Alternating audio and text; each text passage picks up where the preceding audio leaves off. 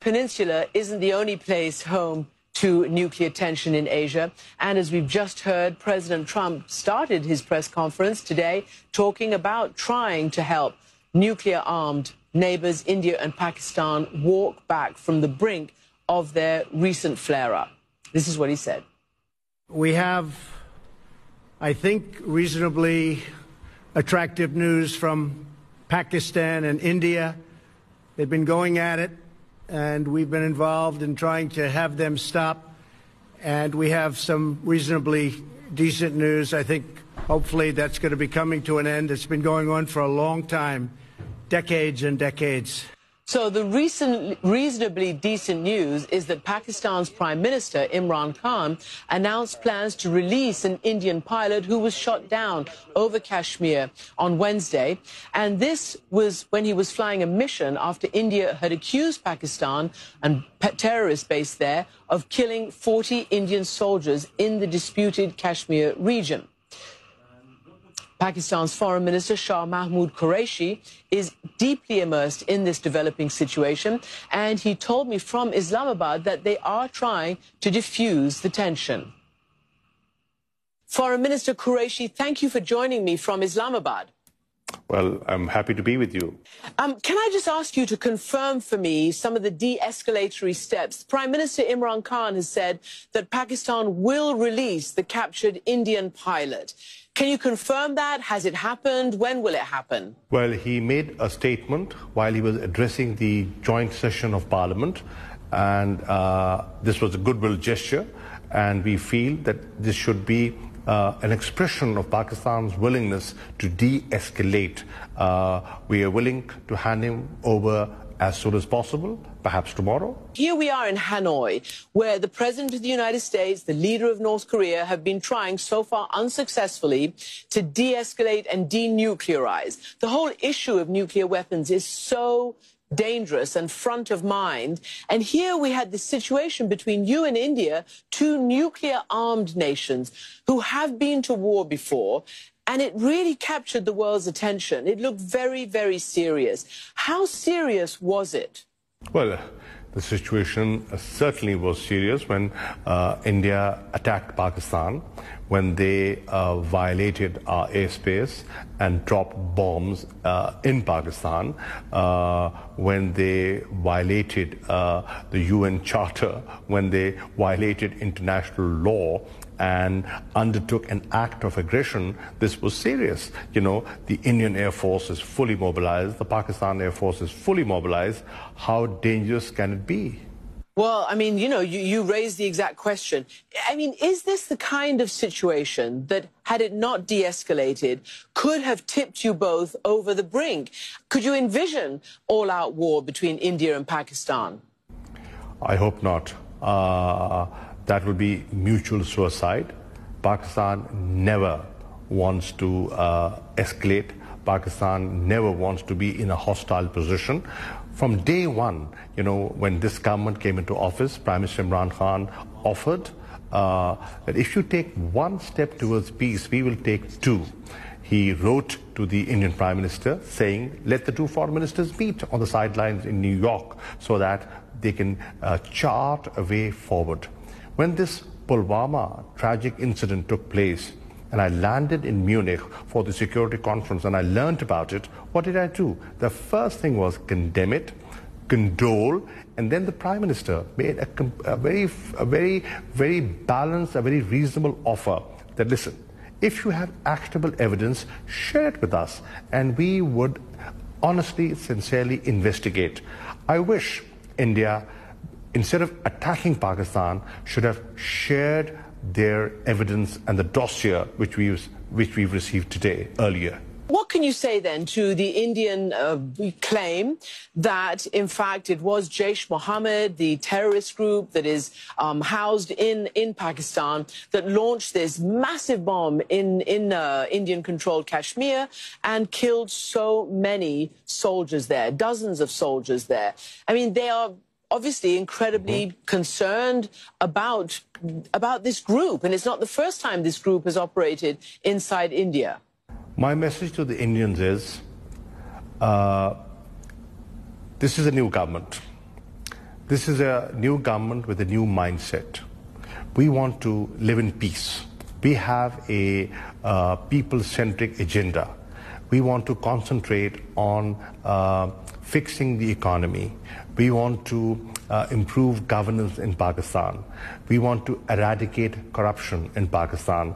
That's the mandate given to us by the people of Pakistan.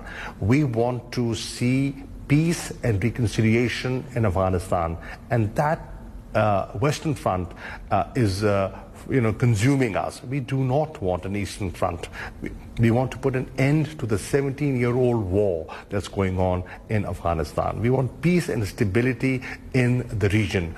After a very long time in Pakistan, there is a government which has complete support of the Pakistan armed forces. The civil and the political leadership is on the same page. This was a great opportunity, historic opportunity that they should have availed. The policy of this government is that we will not allow our soil to be used by any organization or any individual for terrorism against anyone, and that includes India. Well, then let me ask you a direct question then regarding the head of Jaish Mohammed. The Indian government would like you to, have that, or would like his name, the head of it, to be put on the international terrorist list. But your friends, the Chinese government are constantly, apparently on your behalf, vetoing that. Is it something that you would welcome now in the wake of this rise, this escalation in tension between you? Should he be put on that terrorist list? We will be open to any step that leads to de-escalation. And if they have good, solid evidence, please sit and talk. Please initiate a dialogue, and we will show reasonableness. Is the chief of Jaish Mohammed, Masood Azhar, is he present in Pakistan? And if so, will you go after him? Well, he is in Pakistan. According to my information, he is very unwell. He is unwell to the extent that he cannot leave his house because he's really unwell. So that's the information I have. Why doesn't your country arrest him so that the head of this group, which you've all admitted is a terrorist organization and causes incredible tension, to say the least, between you two highly armed neighbors? Why don't you arrest him, ill or not ill? If they give us evidence which is acceptable to the courts of Pakistan, after all, we will have to justify. They will go to the court, and if they have solid, inalienable evidence, share it with us, so that we can convince the people, and we can convince the independent judiciary of Pakistan. Do you doubt what he's accused of doing and what the group is accused of doing? You see, it's not a question of me doubting. There is a legal process, and you have to satisfy that legal process. So let me ask you then, because this is obviously not going to be litigated on our program, what conversation have you had with the United States? You heard what President Trump said about trying to help you all de-escalate this current crisis, and Secretary of State Pompeo has said the same thing. Tell me what conversations you had with the United States about all this. What did they urge you to do? What did they help you to? Did they make any guarantees of security? What was the conversation like? Well, to begin with, I'd like to thank President Trump for taking an interest to de-escalate. He, I think, can play a significant role. United States can play a significant role. United States and Pakistan have had good relations for decades. We have been close allies, and today we have a shared objective to achieve peace and stability in Afghanistan. I have had a meeting, not a meeting, I had conversation, telephonic conversation with Secretary Pompeo, in which we discussed this evolving situation, and I'm happy that they have taken note of this rising tension, and they want to play a constructive role to de-escalate. This is a very welcome development. And just finally, you know, in the bigger picture of relations between you and the United States, President Trump has made no secret of his frustration with Pakistan over the years. And there was all sorts of talk about reducing aid to Pakistan and, you know, holding Pakistan accountable, particularly in regards to the war in Afghanistan and the whole fight against terrorism. Describe your relationship and the relationship of Pakistan with the U.S., particularly under the new government of Prime Minister Imran Khan. Certainly, that frustration was there, and one can see the South Asia strategy policy announced by President Trump. But this is a new government, and as soon as I came in as foreign minister, I said one of my desires is to reset our relations, our bilateral relations with the United States. When Secretary Pompeo came to Islamabad, we had a very constructive and a very engaging meeting.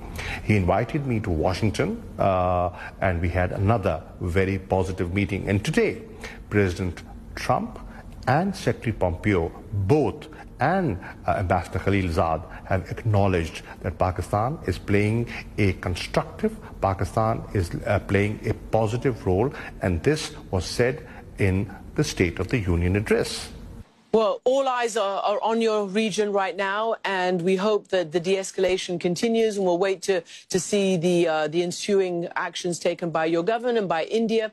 We thank you, Foreign Minister Shah Mehmood Qureshi, for joining us. Thank you, ma'am. So we also invited the Indian Foreign Minister to join us as well on this program, but the Foreign Ministry declined and didn't provide anybody to talk to us. But this